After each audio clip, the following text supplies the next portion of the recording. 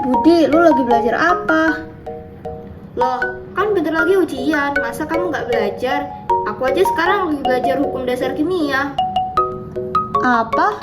Hukum dasar kimia? Apa itu? Ih, masa kamu nggak tahu sih? Ya udah, sini aku ajarin. Hai semuanya, kalian pasti pingin ikut belajar juga kan? Tapi kalau aku yang jelasin, kayaknya aku terlalu kecil deh. Oke, biar temanku aja yang jelasin. Assalamualaikum warahmatullahi wabarakatuh. Halo semuanya, pada kesempatan kali ini saya, Cleonainer Melidiva dari kelas 10-6 dengan nomor absen 13 akan menyampaikan materi mengenai hukum dasar kimia. Langsung saja ke materinya. Nah, tentunya kita harus tahu mengenai apa itu hukum dasar kimia. Hukum dasar kimia adalah metode-metode ilmiah skala laboratorium yang terstandarisasi. Nah, hukum dasar kimia terdiri dari hukum Lavoisier, hukum Proust, hukum Dalton, hukum Gay-Lussac, dan juga hipotesis Avogadro.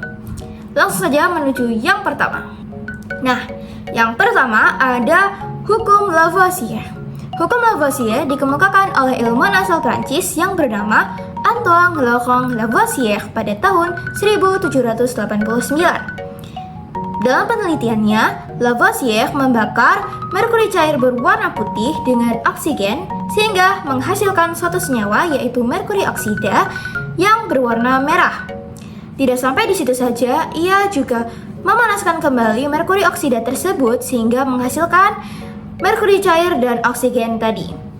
Nah, dari penelitian tersebut, ia mendapati hasil bahwa massa oksigen yang dibutuhkan dalam reaksi pembakaran itu sama dengan massa oksigen yang didapat setelah merkuri oksida dipanaskan.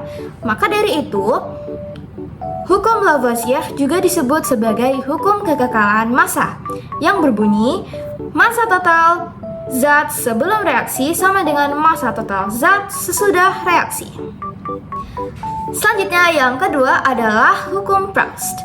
Hukum ini dikemukakan oleh ilmuwan asal Prancis yang bernama Joseph Louis Proust setelah serangkaian eksperimen yang dilakukan pada tahun 1797 dan juga 1804. Nah, berdasarkan eksperimennya, hukum ini berbunyi perbandingan massa unsur-unsur dalam suatu senyawa adalah tertentu dan tetap. Nah, hukum ini memberikan kontribusi pada konsep bagaimana unsur-unsur itu dapat membentuk suatu senyawa. Tetapi, ternyata ada loh senyawa yang tidak mematuhi hukum Proust. Senyawa ini dinamakan senyawa non-stoichiometric karena hukum Proust merupakan salah satu dari hukum dasar stoichiometri. Yang ketiga adalah hukum Dalton. Hukum Dalton dikemukakan oleh ilmuwan asal Inggris yang bernama John Dalton. Ia membandingkan dua unsur dari beberapa senyawa dan jika membandingkan massa karbon monoksida dan karbon dioksida, kita bisa lihat hasilnya pada tabel di bawah ini. Jika massa karbon pada karbon monoksida dan karbon dioksida itu dibuat sama, maka kita bisa melihat bahwa perbandingan oksigen di karbon monoksida dan karbon dioksida adalah 4:8 atau 1:2. Nah, maka dari itu hukum ini juga membuktikan bahwa dua unsur itu dapat membentuk senyawa dengan perbandingan massa yang berbeda-beda. Nah, hukum Dalton sendiri itu berbunyi jika dua unsur dapat membentuk lebih dari satu senyawa dengan salah satu massa unsur dibuat tetap, maka perbandingan massa unsur lainnya dalam senyawa tersebut adalah bilangan bulat dan sederhana. Maka dari itu, hukum Dalton ini juga disebut sebagai hukum perbandingan berganda. Yang keempat adalah hukum Gay-Lussac. Hukum Gay-Lussac dikemukakan oleh ilmuwan asal Prancis yang bernama Joseph Gay-Lussac. Ia berhasil membuat eksperimen tentang volume gas dalam suatu reaksi kimia. Dari eksperimen yang dilakukan oleh Lussac ini, ia berhasil menarik kesimpulan bahwa perubahan volume gas itu dipengaruhi oleh suhu dan tekanan. Misalnya pada suhu dan tekanan tertentu, 1 liter gas nitrogen dan 3 liter gas hidrogen bisa bereaksi membentuk 2 liter gas amonia. Contohnya, persamaan reaksinya adalah N2 ditambah 3H2 menjadi 2NH3. Nah, hukum Gay-Lussac berbunyi jika pada suhu dan tekanan yang sama, maka perbandingan volume gas yang bereaksi dengan hasil reaksi adalah bilangan bulat yang sederhana. Maka dari itu, hukum Gay-Lussac juga disebut sebagai hukum perbandingan volume. Yang kelima atau yang terakhir adalah hipotesis Avogadro, yang dicetuskan oleh ilmuwan asal Italia yang bernama Amadeo Avogadro. Avogadro menyatakan bahwa partikel unsur itu tidak selalu berupa atom yang berdiri sendiri, melainkan juga bisa berupa molekul unsur seperti H2, N2, O2, P4, dan lain sebagainya. Hipotesis Avogadro juga membuktikan hukum Gay-Lussac, dan hipotesis Avogadro ini berbunyi pada suhu dan tekanan yang sama, maka perbandingan volume gas yang volumenya sama memiliki jumlah molekul yang sama pula. Nah, berdasarkan hipotesis Avogadro tersebut, maka kita bisa mengetahui bahwa perbandingan volume gas itu sama dengan perbandingan koefisien yang bisa dinyatakan dalam rumus di bawah ini. Oke, setelah mengetahui 5 hukum dasar kimia, mari kita lanjut ke contoh soal. Contoh soal yang pertama. Perbandingan massa unsur oksigen dan hidrogen di dalam air adalah 8:1.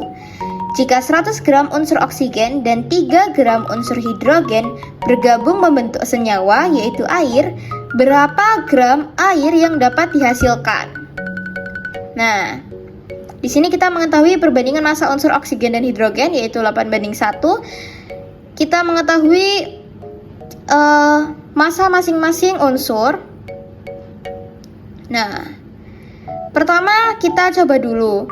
Kalau misalnya unsur O yang unsur oksigen yang habis bereaksi, maka kita bisa menggunakan perbandingan untuk mencari massa hidrogen yang bereaksi, yaitu caranya adalah yang dicari dengan yang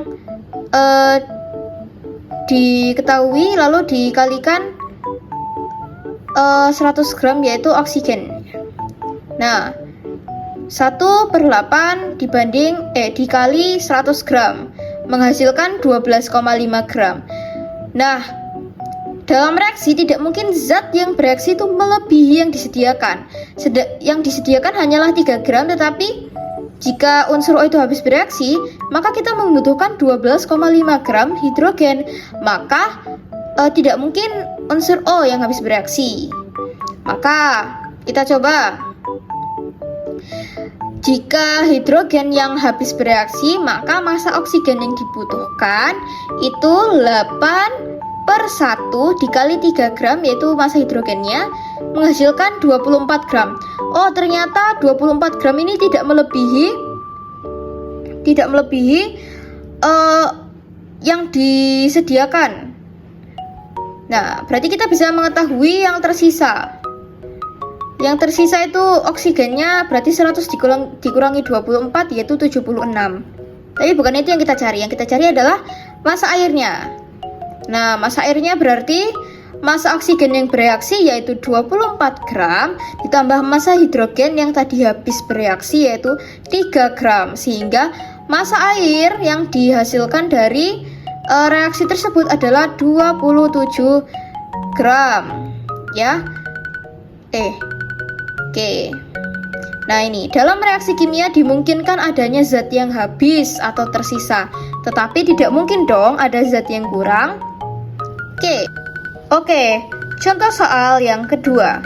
Unsur X dan unsur Y dapat membentuk dua senyawa yang masing-masing mengandung 50% dan 60% unsur X. Tentukan perbandingan massa unsur Y pada X tetap.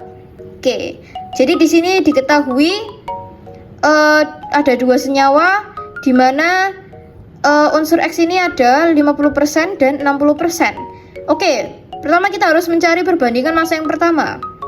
Jika pada senyawa pertama ini massa unsur X itu adalah 50%, berarti massa unsur Y itu adalah 100 dikurangi 50%, menghasilkan 50%. Berarti senyawa pertama ini memiliki perbandingan X dan Y yaitu 50% dibandingkan 50%, yaitu 1:1.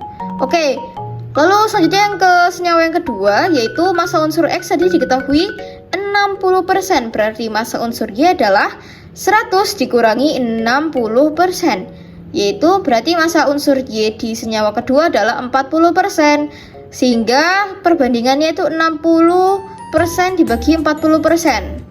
Kita sama-sama bagi 20 sehingga perbandingan X dan Y pada senyawa kedua adalah 3:2.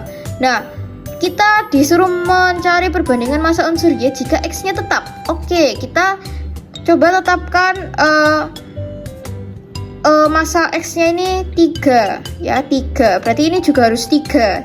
Nah, gimana caranya biar menjadi 3 juga? Berarti ini dikali 3 dong.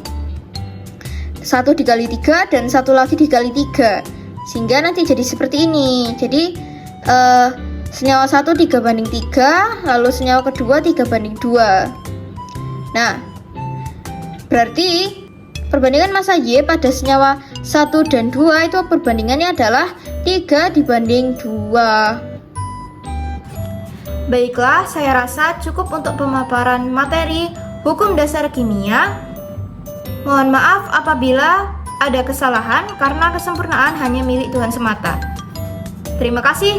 Wassalamualaikum warahmatullahi wabarakatuh.